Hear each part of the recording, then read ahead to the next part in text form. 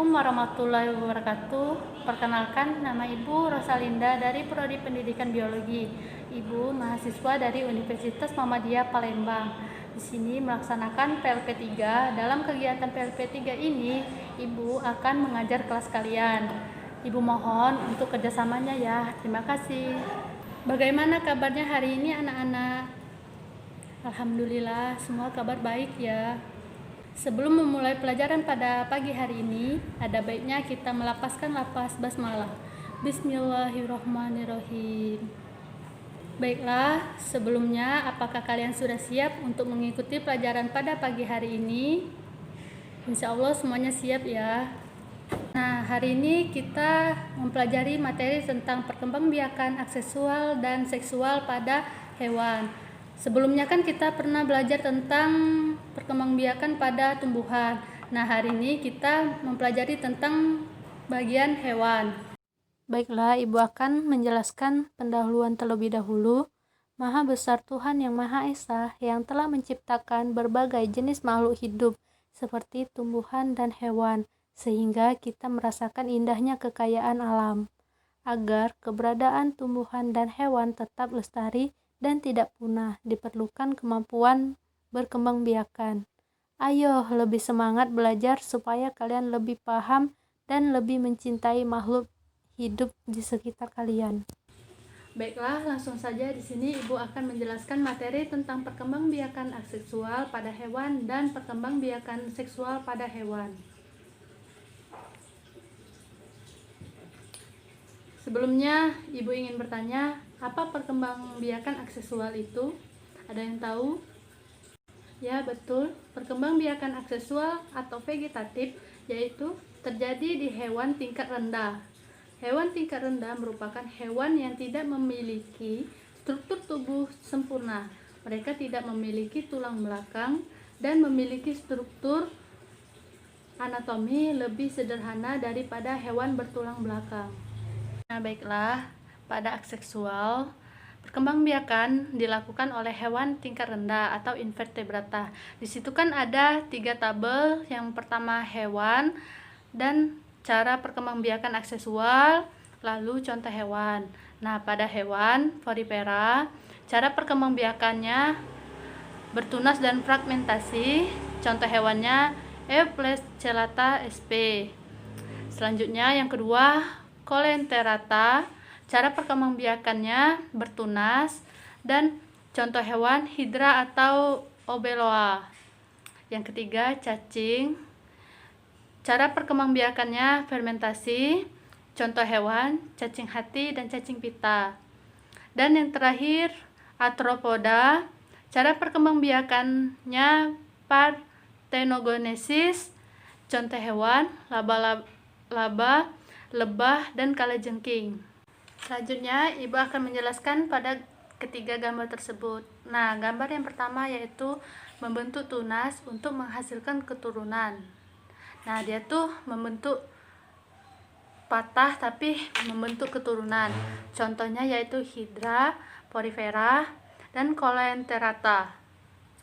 Nah, pada gambar yang kedua yaitu fragmentasi, merupakan pematahan atau pemotongan tubuh induk menjadi 2 bagian atau lebih. Nah, selanjutnya pada tahap regenerasi, setiap potongan tubuh induk tersebut membentuk tubuh bagian lain yang tidak ada pada bagian tersebut. Misalnya yang dipotong pada bagian tubuh. Nah, yang akan tumbuhnya itu pada bagian kepala dan ekor. Nah, seperti itu. Pada akhirnya, setiap potongan tersebut akan membentuk individu baru dengan tubuh bagian lengkap seperti induknya. Contoh planaria. Nah, selanjutnya pada gambar yang ketiga yaitu merupakan pertumbuhan dan perkembangbiakan embrio atau biji tanpa dibuahi oleh jantan. Contoh yaitu lebah, semut, tawon, kutu daun, kutu air, dan amoeba. Baik, selanjutnya kita akan membahas tentang bagian seksual.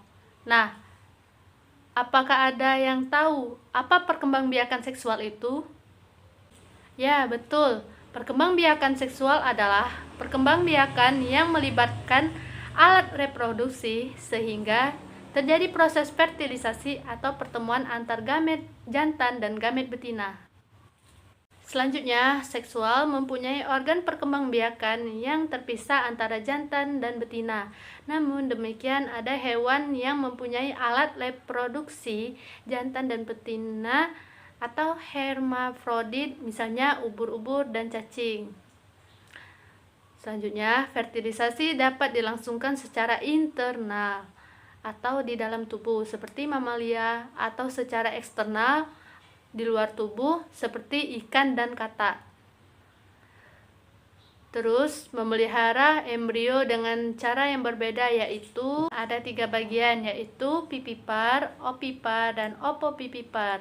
Yang pertama yaitu pipipar. Nah, pipipar ini embrio berkembang di dalam tubuh induk, memperoleh makanan dari induk, kemudian dilahirkan. Contohnya itu pada hewan mamalia atau kerbau, sapi, kucing. Nah, selanjutnya opipar. Opipar ini embrio dilindungi struktur bercangkang, dikeluarkan dan menetas di luar tubuh induk. Contoh unggas, ayam, bebek. Nah, itu kan bertelur. Dia memiliki cangkang dan mengeluarkan jadi telur. Selanjutnya opopipipar. Nah, embrio yang dihasilkan akan tumbuh dan berkembang di dalam telur. Telur tersebut tidak akan dikeluarkan dari tubuh induknya, melainkan akan tetap berada di dalam tubuh induknya sampai menetas. Contohnya itu pada hiu, ular kadut, dan bunglon. Nah, ini berikut contoh gambar dari ketiga hewan opipar, pipipar, dan opopipipar. Baik, Ibu akan menjelaskan sedikit kesimpulan, yaitu perkembangan merupakan proses pembentukan individu baru. Perkembangan biakan pada hewan dapat terjadi secara seksual maupun aseksual. Perkembangbiakan seksual terjadi jika sel kelamin jantan bertemu dengan sel kelamin betina.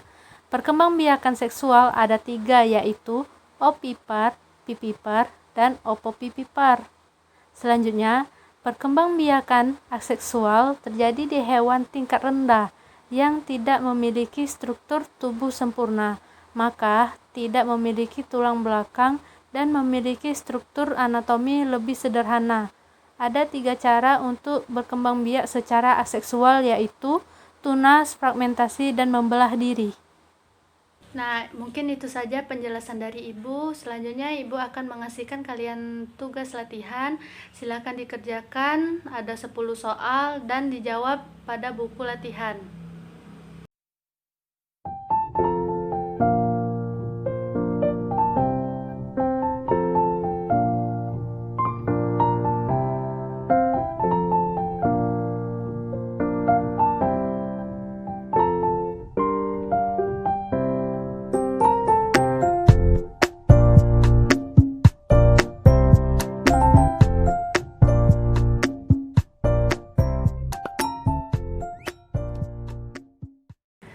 Baiklah, karena waktu akan segera berakhir, kita cukupkan terlebih dahulu pembahasan kita materi tentang perkembangbiakan pada aseksual dan seksual hewan.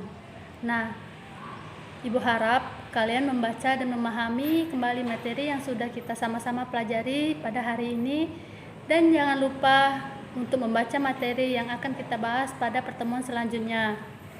Mungkin itu saja. Mari kita akhiri pertemuan pada hari ini bersama-sama melapaskan lapas hamdalah. Alhamdulillahirabbil alamin. Terima kasih atas perhatiannya. Sekian yang dapat Ibu sampaikan. Kurang dan lebih Ibu mohon maaf. Wassalamualaikum warahmatullahi wabarakatuh.